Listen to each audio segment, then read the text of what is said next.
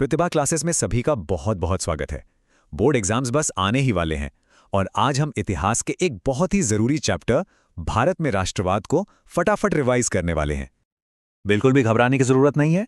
हम इस चैप्टर को किसी किताब की तरह नहीं पढ़ेंगे, बल्कि एक मजेदार कहानी की तरह समझेंगे। एक ऐसी कहानी जिससे हर एक घटना, हर एक तारीख एग्जाम के लिए आसानी से याद हो जाएगी। तो चलिए इस कहानी को शुरू करते हैं। तो देखिए, हमारी ये कहानी इन 6 हिस्सों में बटी है। आप इसे हमारी कहानी के 6 एक्ट्स भी कह सकते हैं। यही हमारा रोड मैप है जो हमें इस पूरे चैप्टर को समझने में मदद करेगा। तो हमारी कहानी का पहला एक्ट शुरू होता है। समय है प्रथम विश्व युद्ध के ठीक बाद का। भारत में हालात बहुत ज्यादा मुश्किल थे और ऐसा लग रहा था मानो एक नए नेता के आने के लिए पूरा मंच तैयार हो रहा हो। जरा सोचिए उस वक्त के बारे में। अंग्रेजों ने पहला विश्व युद्ध लड़ा और उसका सारा खर्चा निकालने के लिए हम पे टैक्स बढ़ा दिए। रोजमर्रा की चीजों की कीमतें लगभग दोगुनी हो गईं। आम लोगों के लिए गुजारा करना बहुत मुश्किल हो गया था। ऊपर से गांव से नौजवानों को जबरदस्ती सेना में भर्ती किया जा रहा था और जैसे इतना काफी नहीं था, उसी समय फसलें भी खराब हो गईं और इन्फ्लुएंजा जैसी महामारी फैल गई। लोगों ने सोचा था कि युद्ध के बाद सब ठीक हो जाएगा, पर हुआ इसका ठीक उल्टा। हालात और भी बुरे हो गए थे। और ऐसे ही मुश्किल और निराशा भरे माहौल में हमारी कहानी के हीरो की एंट्री होती है।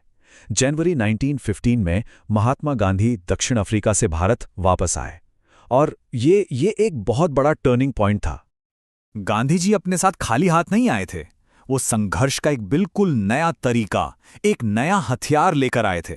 चलिए देखते हैं कि ये क्या था। तो सवाल ये उठता है कि गांधी जी का वो शक्तिशाली नया विचार आखिर था क्या? वो कौन सा आइडिया था जिसने आजादी की लड़ाई का पूरा रुख ही बदल कर रख दिया? उनका विचार था सत्याग्रह, मतलब सत्य के लिए आग्रह करना। गांधी जी का मानना था कि अगर हमारा मकसद सच्चा है, अगर हम सही के लिए लड़ रहे हैं, तो हमें जीतने के लिए किसी भी तरह की हिंसा या लड़ाई झगड़े की जरूरत नहीं है।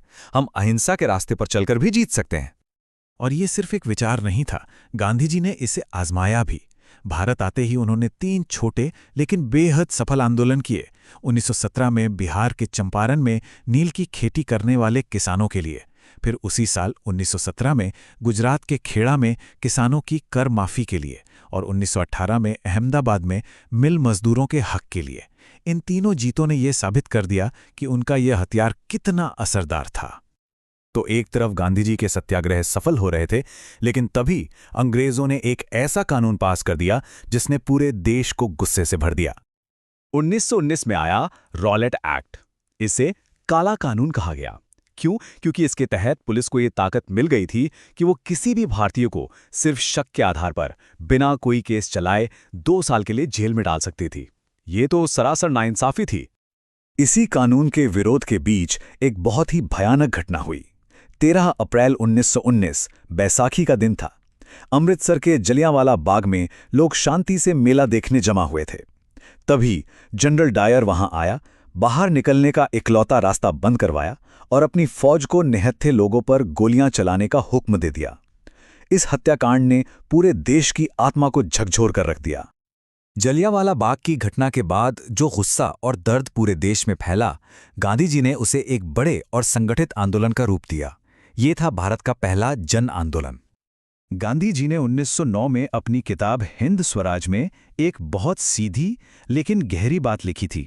उन्होंने कहा कि भारत में अंग्रेजों का राज इसलिए चल रहा है क्योंकि हम भारतीय ही उनका सहयोग कर रहे हैं। अगर हम सब मिलकर उनका सहयोग करना बंद कर दें तो उनकी हुकूमत 1 साल में ही ढह जाएगी। बस इसी एक शक्तिशाली सोच पर टिका था असहयोग आंदोलन का पूरा आइडिया। और जब जनवरी 1921 में ये आंदोलन शुरू हुआ तो मानो पूरा देश एक साथ खड़ा हो गया। शहरों में स्टूडेंट्स ने स्कूल कॉलेज छोड़ दिए, वकीलों ने अदालतों का बहिष्कार कर दिया, गांवों में जैसे अवध में बाबा रामचंद्र ने किसानों को एकजुट किया, यहां तक कि आंध्र के आदिवासी इलाकों में अल्लूरी सीताराम राजू ने एक गुरिल्ला आंदोलन शुरू कर दिया। भले ही उनका तरीका गांधी जी से अलग था, पर मंजिल एक ही थी, स्वराज। ये आंदोलन पूरे जोरों पर था, लेकिन 1922 में गोरखपुर के पास चौरी चौरा में एक हिंसक घटना हो गई। एक गुस्साई भीड़ ने एक पुलिस स्टेशन में आग लगा दी। जैसे ही गांधी जी को इस हिंसा की खबर मिली, उन्होंने फौरन आंदोलन वापस ले लिया। उनके लिए अहिंसा का सिद्धांत सबसे ऊपर था, आंदोलन की सफलता से भी ज्यादा। असहयोग आंदोलन तो रुक गया, पर आज़ादी का संघर्ष नहीं। अब ये लड़ाई एक नए पड़ाव पर पहुंचने वाली थी, जो पहले से एक कदम और आगे था। तो असहयोग और सविनय अवज्ञा में आखिर फर्क क्या था, इसे समझना बहुत जरूरी है। असहयोग का मतलब था हम आपका साथ नहीं देंगे, वहीं सविनय अवज्ञा एक कदम आगे था। इसका मतलब था हम न सिर्फ आपका साथ नहीं देंगे, बल्कि हम आपके बनाए हुए गलत कानूनों को शांति से तोड़ेंगे भी। ये एक बहुत बड़ा स्टेप था। और इस नए आंदोलन की शुरुआत हुई मशहूर दांडी मार्च से। गांधी जी ने नमक जैसी एक मामूली सी चीज को चुना। क्यों?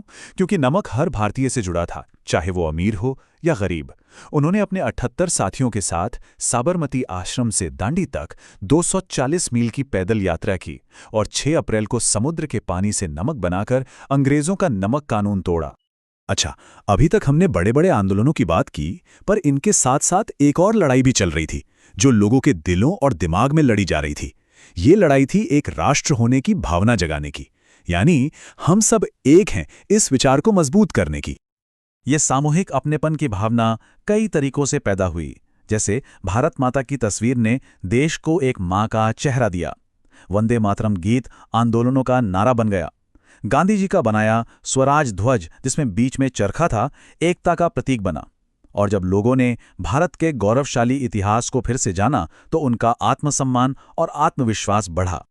चलिए, एग्जाम के लिए एक बार जल्दी से इन खास तारीखों को दोहरा लेते हैं। 1915 में गांधी जी भारत आए। 1919 में रॉलेट एक्ट और जलियांवाला बाग कांड हुआ। 1921 में असहयोग आंदोलन शुरू हुआ, जो 1922 में चौरी चौरा की वजह से रुक गया। और फिर 1930 में दांडी मार्च के साथ सविनय अवज्ञा आंदोलन की शुरुआत हुई। तो ये थी भारत में राष्ट्रवाद की कहानी। याद रखिए, ये सिर्फ एक चैप्टर नहीं है, ये हमारी अपनी कहानी है। आप सब ने बहुत मेहनत की है और आप जरूर सफल होंगे। प्रतिभा क्लासेस की तरफ से सभी को बोर्ड परीक्षा के लिए ढेर सारी शुभकामनाएं। आप ये कर सकते हैं।